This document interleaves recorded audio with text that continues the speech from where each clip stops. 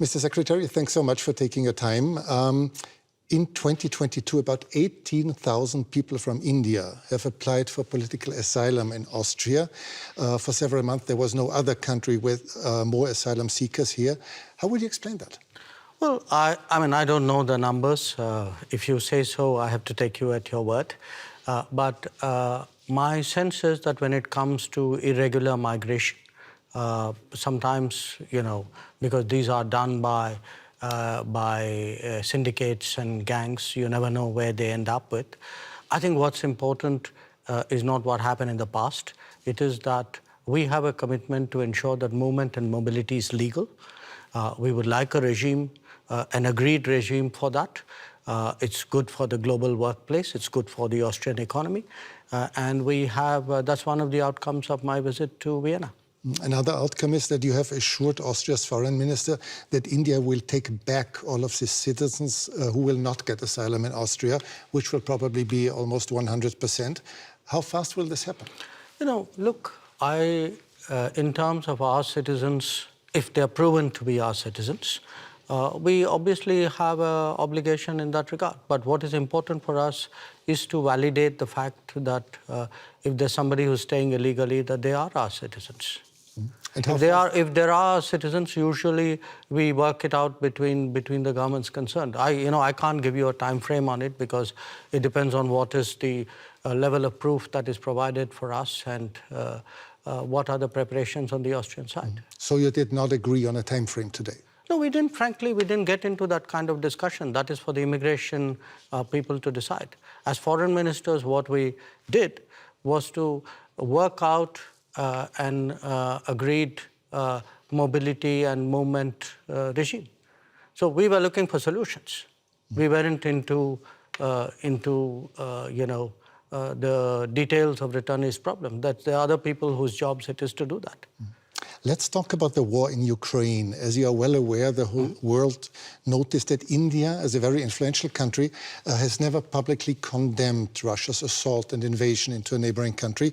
Why is that so? Can you really be neutral in a war for which obviously one side bears all responsibility?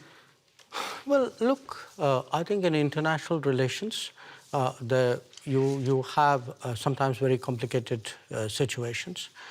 And where we are concerned, we have always taken the position that the way out is for the countries concerned to get back to dialogue and to diplomacy. I'll come to that soon, but is this a complicated situation? Is this really complicated? There's just one big country invading its neighbor. No, look, I can give you many instances of countries who have violated the sovereignty of another country.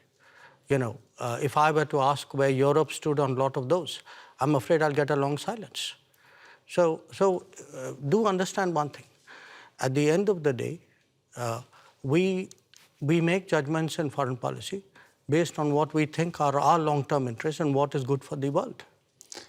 But you and Prime Minister Modi have already said that regularly call on both sides to stop the war and to negotiate. However, can one really urge Ukraine to stop defending itself? After all, there are no Ukrainian tanks in Russia. There are Russian tanks and planes and missiles destroying Ukraine. I think that's a bit of a misrepresentation. I think what we do is to say, get back to dialogue and diplomacy. There was dialogue and diplomacy in the early days of the conflict. So it's not that it didn't happen. So it's not for us to put conditions and to say this country is equal to that country. That's your judgment. But should you urge Russia to stop the war? I think we have been very clear that this conflict is not in anybody's interest, including theirs.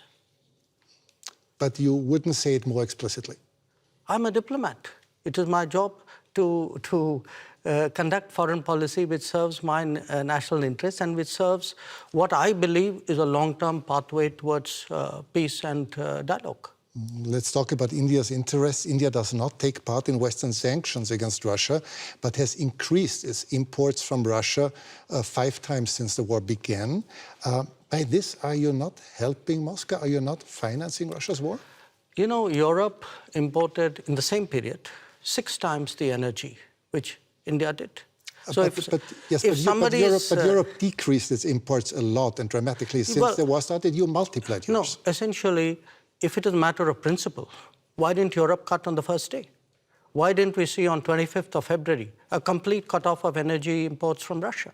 But You can't say it's my principle, but by the way, I will do it by my timing. Okay, but isn't it the difference between decreasing your imports but still making sure that Europe is not freezing to death in the winter, or just increasing your imports by 5 times? No, Europe has managed to reduce its imports while doing it in a manner in which it is comfortable for Europe. Comfortable? If that, comfortable it's manageable. It's manageable. Maybe a little bit of an It's manageable. Now, if at 60,000 euros or whatever is your per capita income, you are so caring about your population. I have a population at $2,000. I also need energy. I'm not in a position to pay high prices. The price of oil has doubled. So, and what Europe is doing is also moving into the Middle East and diverting production out of the Middle East into Europe and raising prices. So European actions actually are putting pressure on the global oil markets and on my imports as well. So I think it's something which, if European political leadership understandably would like to soften the impact on their population, I think it's a privilege they should extend to other political leaderships as well. Are you reluctant toward Moscow as well, because Russia is India's most important supplier of weapons and military equipment? And therefore?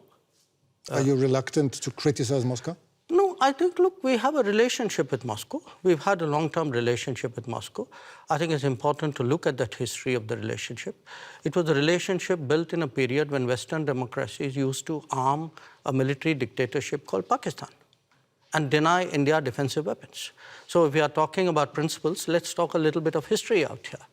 So how did the Indian exposure to Russia and previously to Soviet Union get built up?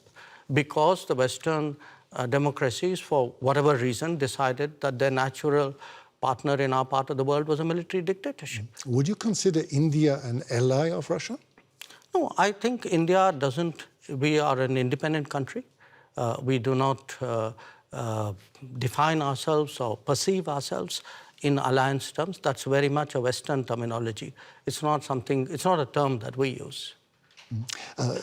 Before you said you're a diplomat, but several weeks ago you called Pakistan, your neighbor, the epicenter of terrorism. Well, I did it again today without using the word Pakistan. Yes, and this doesn't sound very diplomatic, does it?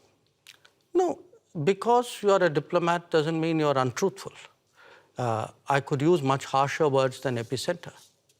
So believe me, considering what has been happening to us, I think epicenter is a very diplomatic word, because this is a country which has attacked the Parliament of India some years ago, which attacked the city of Mumbai, which went after hotels and foreign tourists, which every day sends terrorists across the border. But of course, not as a country.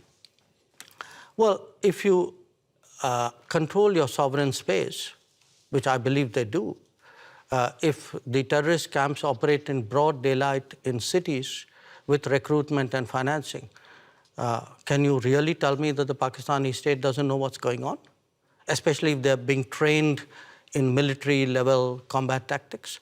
So, when we speak about judgments and principles, why don't I hear sharp European condemnation of these practices which have been going on for multiple decades? Does the world have to be concerned that there someday will be a war between India and Pakistan?